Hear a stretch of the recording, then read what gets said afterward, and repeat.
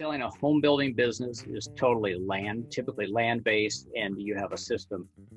Selling a remodeling business is totally different because there's not a recurring revenue stream to purchase. And because every year it's like, well, I've got to go and find 20 more kitchen remodeling jobs. You're not going to, if you get a customer, that customer's not coming back month over month, year after year. And so that's where most remodeling companies really struggled. And how do you? Hey guys, and welcome back to Building a Family Business here on Builder Funnel Radio.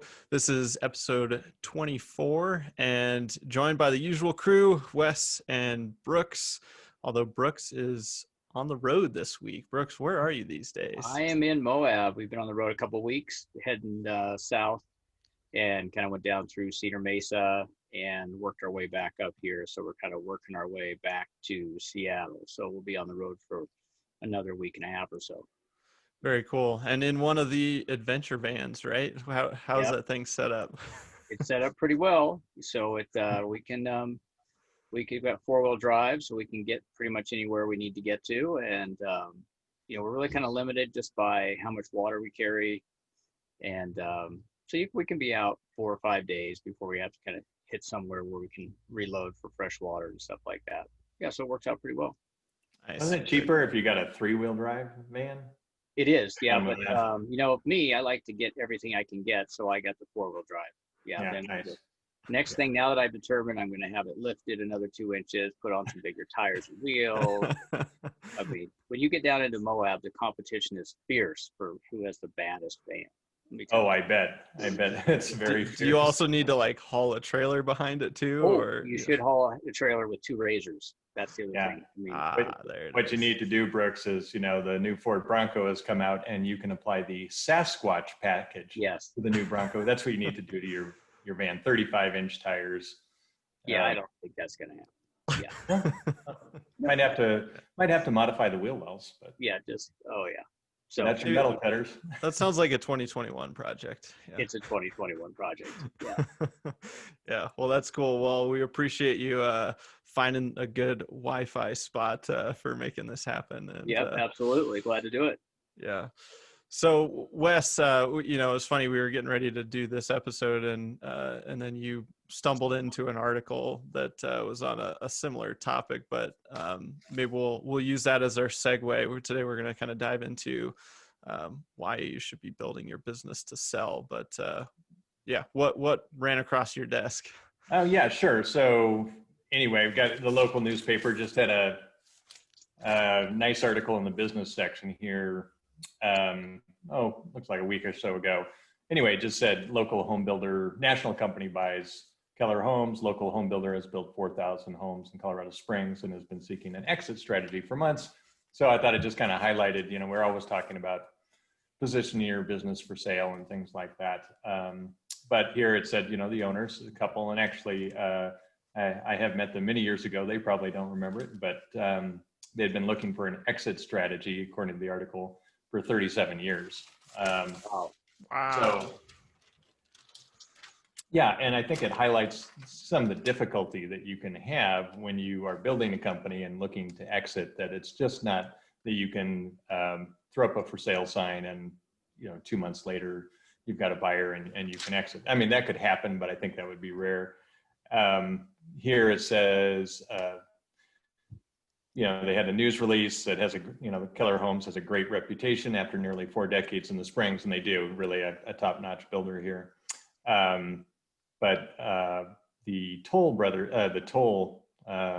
Brothers team will enable us to continue to expand our operations in Colorado. So you often look at, there's 2 sides to every equation. So why are you selling, but why is someone buying? And, what are the motivations on both sides?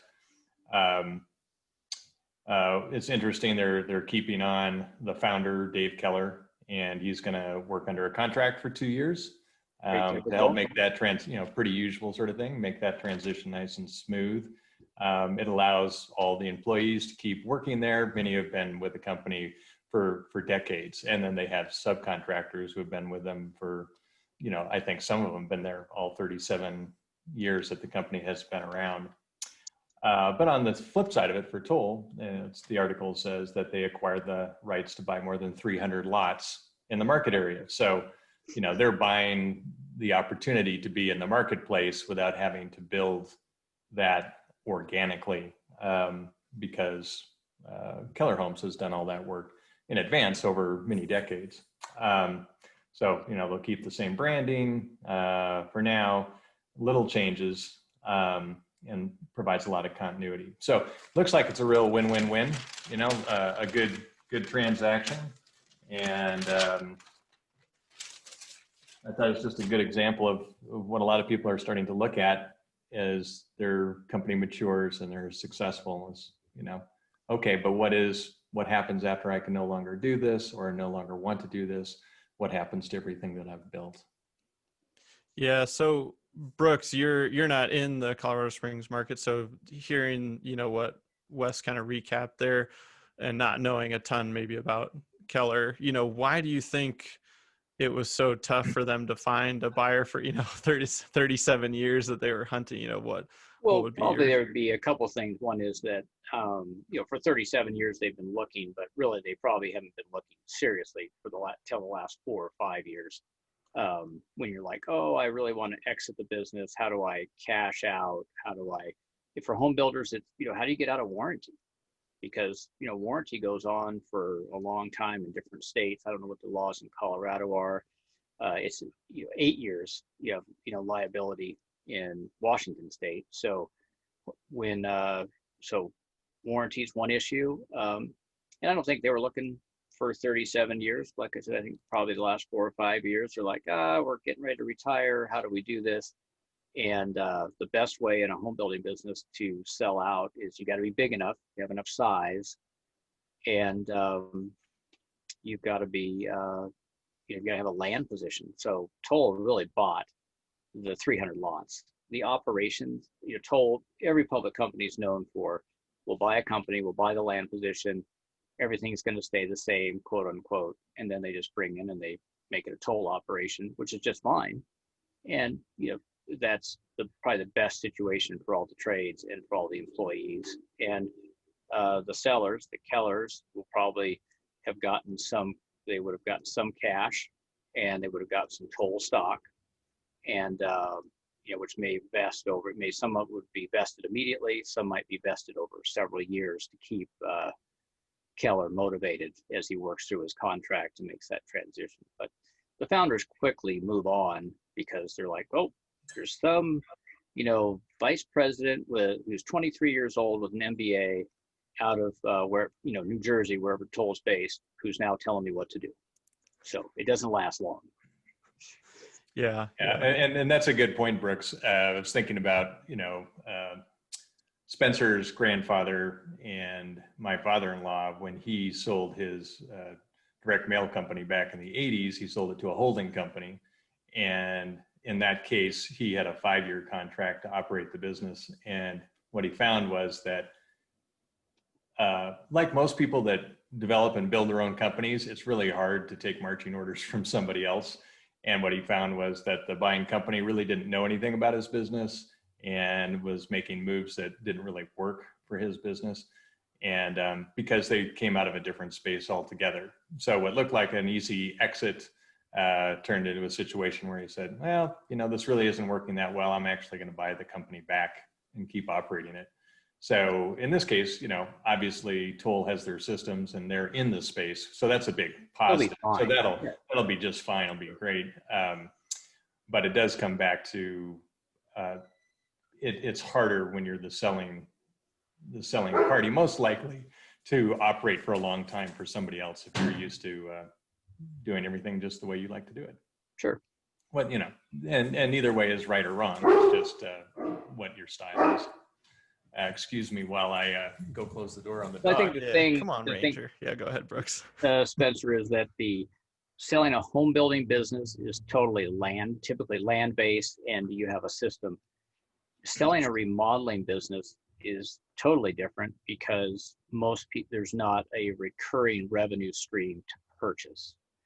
Because every year it's like, well, I've got to go and find 20 more kitchen remodeling jobs. You're not going to, if you get a customer, that customer's not coming back month over month, year after year. And so that's where most remodeling companies really struggled. And how do you sell a remodeling company to an outside company? Like, I don't even think there's any public remodeling companies. There's a couple, I think, coming from the tech side that are, but otherwise, I don't think there's any public remodeling. We should check on that.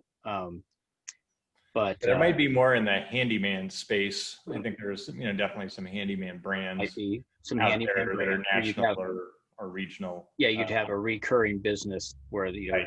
you work for so and so, and but those volumes are so low. I mean, and there's no barrier to entry for a handyman business. Anybody Right. can start a handyman business. So on the remodeling side, we should talk later just about, probably you're looking more at somebody who's in the business working for you, who has the aptitude, who could do a buyout over several years or something, might be more reasonable. I think really the only way, well, there's not the only way, there's nothing's absolute, but I think lots of times when you're looking to, or you're thinking about how would I sell my company, or what would I actually be selling, you have to think of where is the value. And as Brooks pointed out, with a building company, it's usually in the lots or the land position. For a remodeling company, as I would think about that, I would think that your value would be around your brand, so Yes. Brand could have some value. The other thing that could have some value would be your systems. Absolutely. And so I think systems are core to having something of value in a remodeling company when you go to sell. And so you have to think about what all the different systems are. So, my sales system, my marketing system, my production system, my warranty system, so all of those types of things should be systematized. So, and if you haven't thought about that before, one of the great books about that to kind of get the general gist of it is Michael Gerber's E-Myth and E-Myth Revisited. So, and a lot of folks have read that, but it's a great way to think about systems, and as opposed to, I just have one person that can do this job. I think, Spence, you said one of your first questions is, should you always be building your business to sell? And I think the answer is yes. Mhm. Because that helps motivate you to create systems, create value, because you're going to spend, if you're putting all this extra energy and effort, then you want to be able to capitalize on it at some point when you exit. Otherwise, you might as well go work for somebody else and let them take all the risk. So if you're not adding value, creating equity, net worth to your balance sheet, just go work for somebody else. Yeah. They'll pay more and you'll have less risk. I think that's a great viewpoint. A way to look at it is that if you're always looking to build to sell, then you're always going to be maximizing how you do things in the best possible way, because that's the only way you can create value, right? So if you're going, well, I want to maximize the value of my company, even if I never want to sell it, if you think about it from that lens, then you'll always be looking to maximize the efficiencies of your systems and the effectiveness of your systems. Well, and I would imagine too, I mean, if you really get everything super dialed in, you may be in a spot where you're only working a handful of hours in the business or on the business every week if you've got all those positions filled. And so you may find that, I don't want to sell anymore. But to your guys' point, if you're always working towards that, then you have options, is what it seems like. That's a happy thought. Yeah, it is a happy thought, isn't it? I'm like, what the heck are you talking about? How's that going to happen? Yeah. Was that not what you're saying then? I think it is the holy grail, right? It is Yeah. and people always, I only work 5 hours a week or whatever it is. But honestly, if you're building your company and shaping your company, you are always going to be working pretty hard at your company. And that doesn't mean that you can't create something where you can be pulled out of that and somebody else can go into that position and be effective and still maximize the value. But once again, if you have no systems and the only way the company runs is you, then you haven't really created any value. No, I think if you're running your business and you take a week off, this is a great test. You just take a week off, you take 2 weeks off, and you come back and you see how well things ran or didn't run. I mean, there's a good test. You're like, we don't have any systems here. Right. Or, yeah, and you could press that test, right? You go to 3 and 4 weeks and even 6 weeks, and where you're actually out of the business for those periods of time. And if you have good systems and it runs and you come back and you know, the roof is still on the building and everything seems to be okay. And then you have done a good job with your systems. Yeah, that's a good point. I remember going to a lot of Remodelers Advantage events. I met Paul Winans, and he talks about that a lot, where he would take 4 weeks or 6 weeks, and and that's how you come back and you're like, oh, everything's kind of still cruising along, and maybe there's a few questions or a few things that need to be addressed when you get back. But yeah, that's a good test. Another book before I forget, I know you mentioned the E-Myth, Built to Sell is another one that I feel like is very in line with this, topic, and just systems and how you think about where value is created in the business. So let's say, somebody's listening, they're maybe a smaller builder, don't have a ton of land, or they're a remodeler and they're running that operation. I guess if you're trying to build it to a point where you could potentially sell it either to an employee or a family member or an outside buyer, which is maybe what I'm hearing, maybe less probable. But what is that buyer really looking for? What are those high value points that they're saying, hey, this is a business that's interesting? Brooks, what do you think are a couple of things? I think if you're someone who's working in the business, they're, let's say they're an assistant manager, or maybe you're to the point where they're a general manager, and as the owner, you're not as involved on the day-to-day. They're just looking to create wealth so they can retire.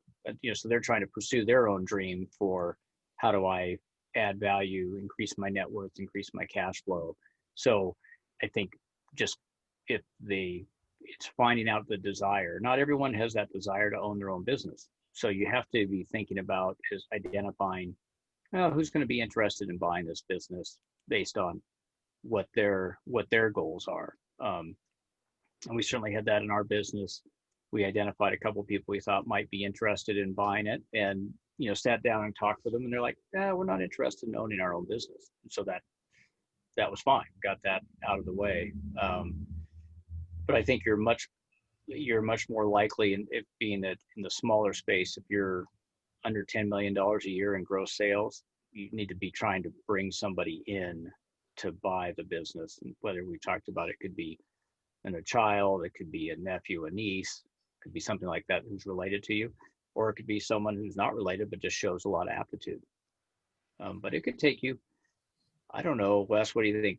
At least 5 years to get someone trained up to do that. Yeah, it's certainly, if you're looking to do that organically and within the organization, it definitely could take upwards of 5 years, I would think, depending on the aptitude of the person and their motivation and really how good are, and once again, I hate to keep coming back to systems, but if you have really good systems, it's going to go faster. If you don't have good systems, then you're going to do a lot of starting and stopping, and you're training a person to troubleshoot in that case, because you're going, well, yeah, this is how I handle this situation. I don't have a system for it, but I would kind of do it this way or that way.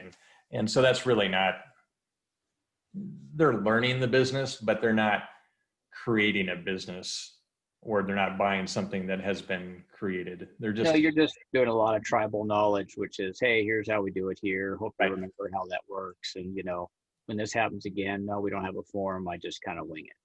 Yeah. That's worthless. Yeah. Well, and that can't be very appealing to the person buying it either. Or if they have an interest and they're like, oh, I'm just kind of getting this on the job, knowledge passed. There's no value there. Then you can just go start it yourself. Just, what are you paying for?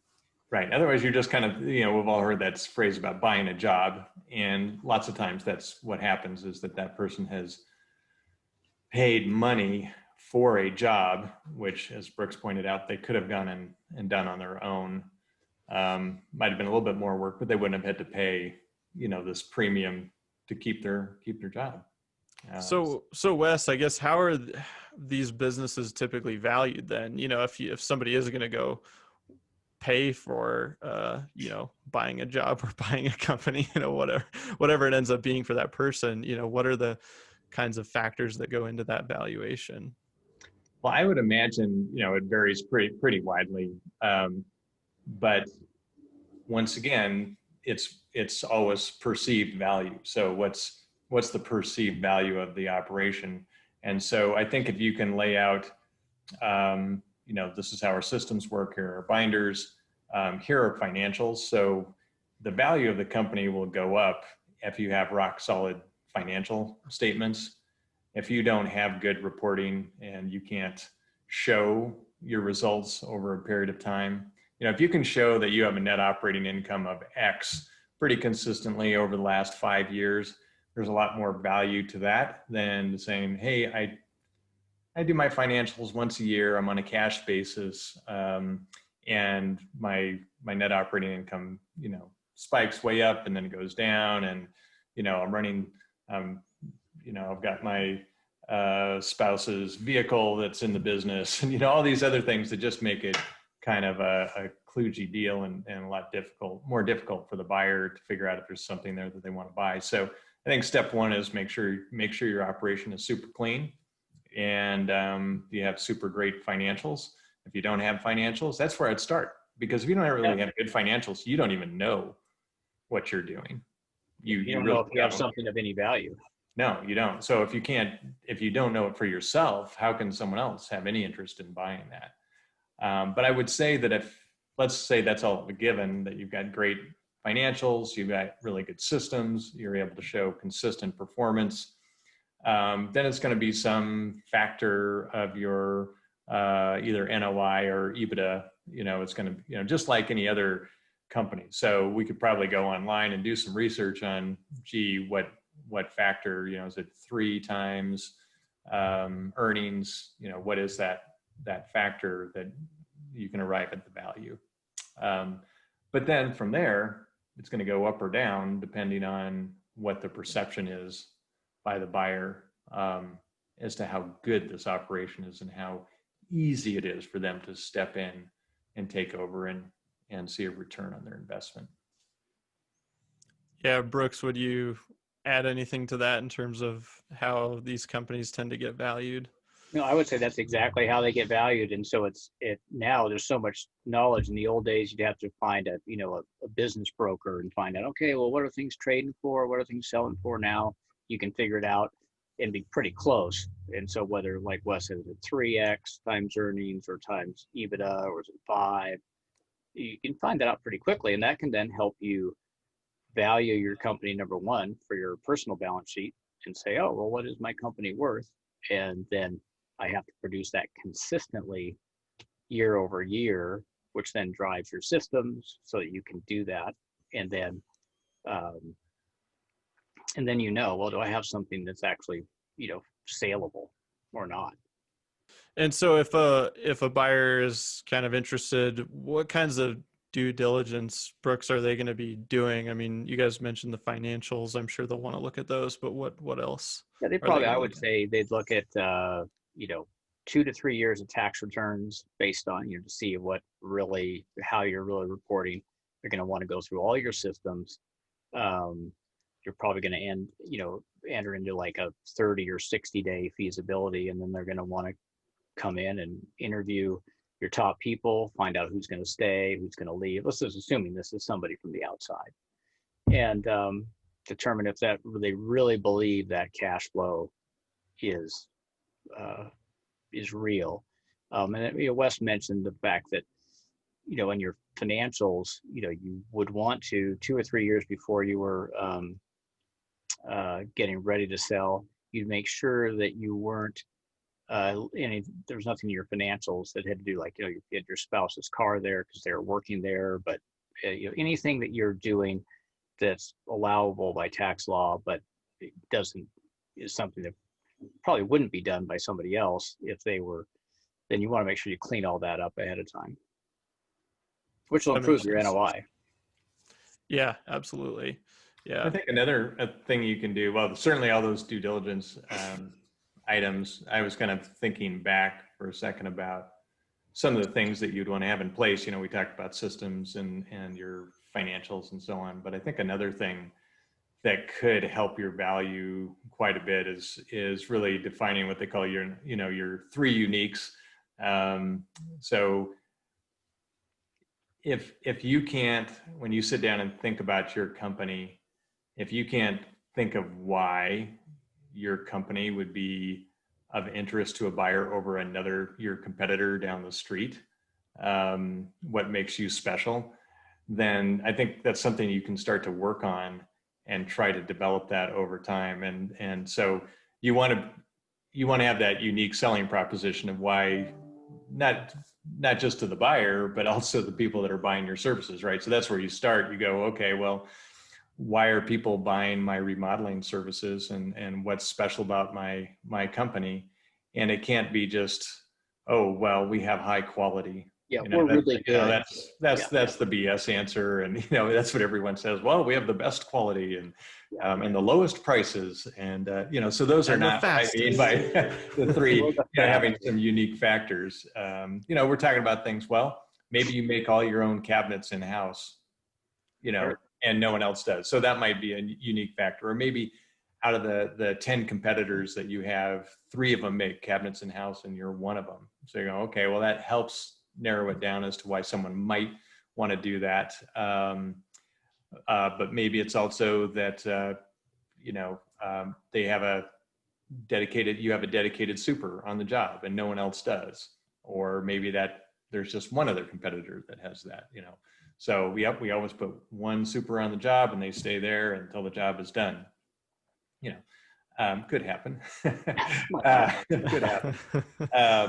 Or maybe you've been in business for 12 times as long as everybody else. So, but by the time you come up with 3 things that kind of overlap maybe with some of your competitors, not others, you can get down to this thing going, well, there's only one company in town that's been in business for 70 years and puts a super on the job, and we make our own cabinets. And then that's what you sell, and that's the same thing you can say to the buyer. You can say, well, we have a unique place in the marketplace, and this is how we market. And this is what gives some value to our operation compared to somebody else. Yeah, I think those 3 uniques, that's a good one, because that will help you regardless. That'll help you in your marketing and in your sales pitch too, just figuring out what makes you different. And I think we all start at that natural spot of like, oh, well, quality, or, those vague terms. But when you really think about them, like those aren't what separate you. And that's what everyone's seeing on 5 different websites when they go browse around and look for somebody to hire. So I think that exercise applies in a lot of different instances. Sure. Yeah, it's a good exercise just to say, where do you fit in the market? Just every year, like, we're losing sales, and why is that? Because we don't have 3 uniques, or our uniques are the same as the other 10 guys. So that's a good exercise annually, I think, Wes. Mm-hmm. You guys mentioned obviously the financials. Do you think a buyer is going to want to go back? You mentioned 2 or 3 years. Is that pretty typical, or are they going to, like, what's a reasonable request? And then if somebody's like, I need to see 10 years, I think 3 to 5. 3 to 5. Yeah. I'd make sure I'd say if you want to be really ready to roll, then I'd have 5 years that were super clean, that were organized, easy to understand. You could show a track record of growth. And especially even if you show a track record of growth, even during slower times, that would be helpful. I think it's also good to make sure that your accountant has blessed your books, at least annually. So when they're looking at those, you can say, "Yep," and this was, this is reviewed by my accounting firm. And you might even have your accountant prepared for, like, hey, we're going to be selling the next 3 to 5 years, so this is what we're doing, and we're going to make you available to talk to the prospective buyers. And Brooks, that's a great point. So if you are thinking of selling in 3 years or 4 years, this is the time to start talking to your accountant and letting them know what you're thinking of, talking to your attorney, getting some professional input as to what they see as the pitfalls, and that can save you a ton of money long term, especially from a tax perspective. We haven't really talked about how you structure a deal, or how some of the common ways are, but that can have huge tax implications for you if you don't talk to your accountant. Well, we could probably talk about that on the next episode, which is, how to put together that team to do that, because it will have a huge impact on your finances, depending if you just do it. Well, I'm just going to do this all myself, versus putting a team together to get the right information at the right time. Yeah, that's a good point. And I want to shift gears real quick and go back to something we had talked about earlier when we were talking about the Keller deal, and then we started working our way down into why there aren't any public remodeling companies, or at least ones that we're aware of without doing some quick research. But assuming that's generally true, or there's one or two hiding out there. Why do you think that is, Brooks? I think it's because there is no repeat business. I think that's really, in all the research I did before we chose not to sell a remodeling company, and we just chose to wrap it up, which was a painful way to do it after spending so many years building it up. But most of all the research we found is that it's very hard to find. Very hard for a public company to see value in buying a remodeling business that does not have repeat business. So you would have to prove that, over 30 years, each customer came back 10 times or some number. And you could say, you know what, we have a book of business of 10,000 customers that we worked for 40 years, and a certain percentage comes back every year, which provides 50% of our NOI or something like that. If you could prove that and then prove that to investors, then you probably could be public. But again, the barriers to entry, to think about just that situation with Keller, what is the barrier to Toll to come into this market and buy 300 lots in Colorado Springs? Huge. Yeah, because a lot of the valuation, those are deals Keller did 3, 4, 5 years ago, because land development takes so long. So if Toll wanted to come into the market, it would take them 5 years to get established if they ever made it. So I would say that, that's what Toll was buying, was that position. So a public remodeler would be buying, you have this position in the Chicago market or something like that. Yeah, I think the only other thing that, it's a very interesting point, but the only other thing would be a marketing system that was so powerful that you could show that you could create new customers in a volume sufficient. It was just a great marketing and sales system. Barring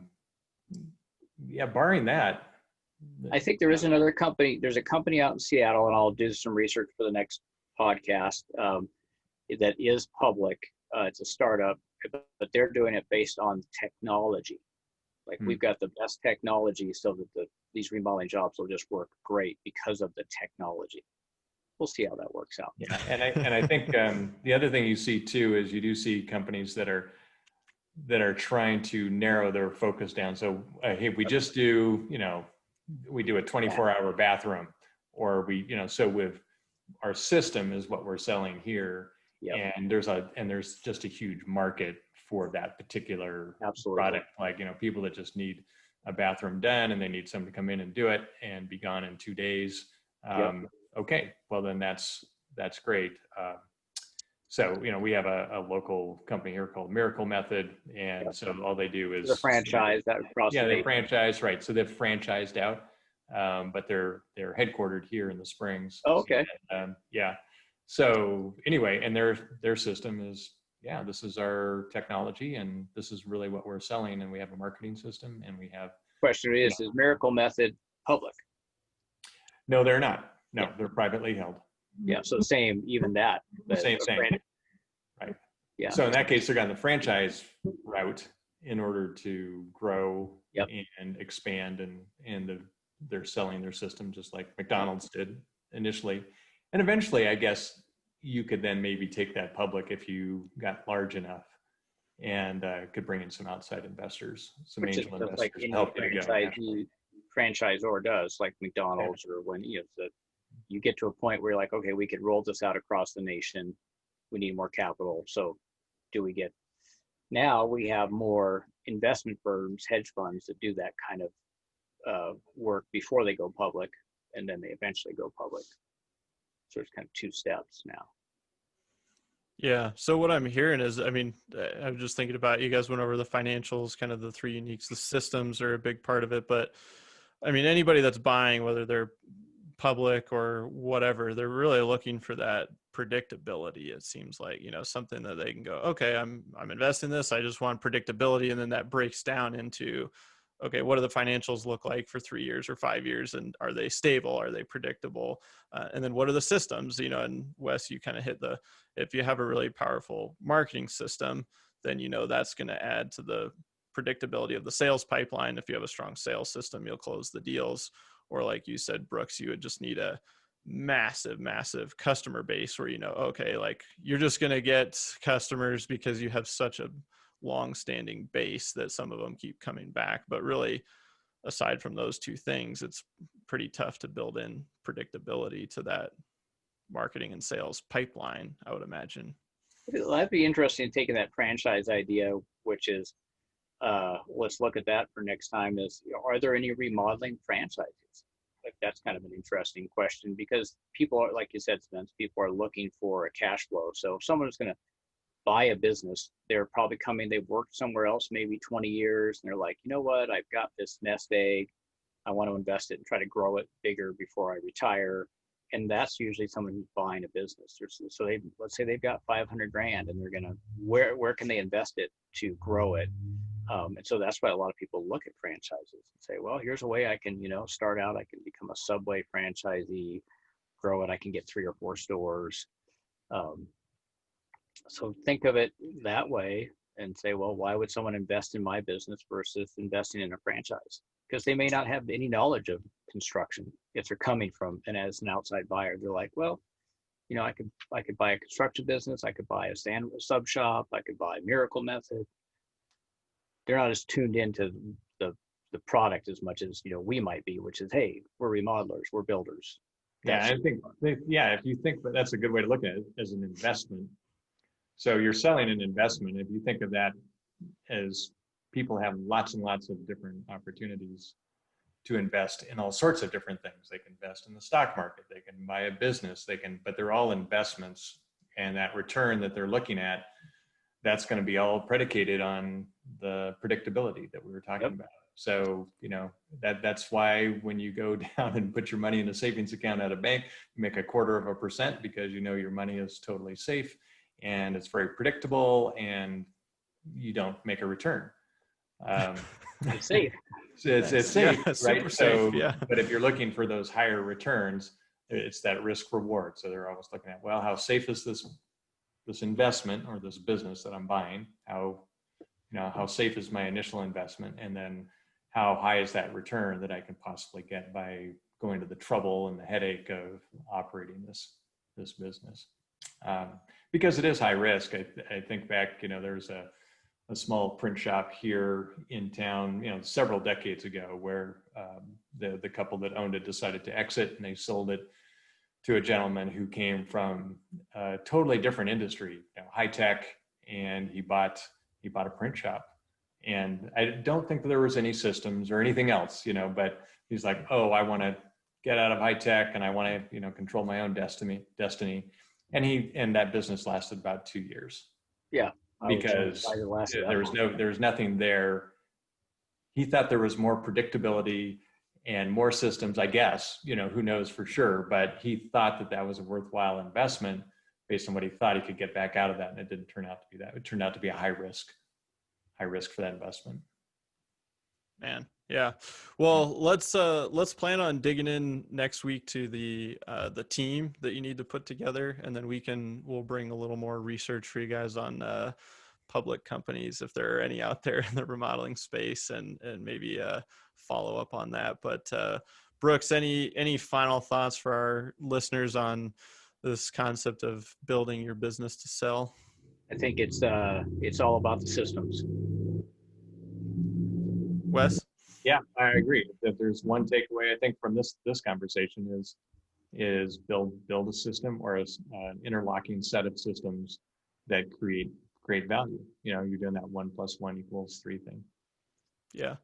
Cool. Well, good advice. And thanks everybody for listening. We'll do a follow-up next week on the team that you need to build to put something like this together, whether you end up selling or not, but it'll help you create a lot more value within your own business. And then we'll do some digging on public companies and see what we find out. We'll bring it back to you.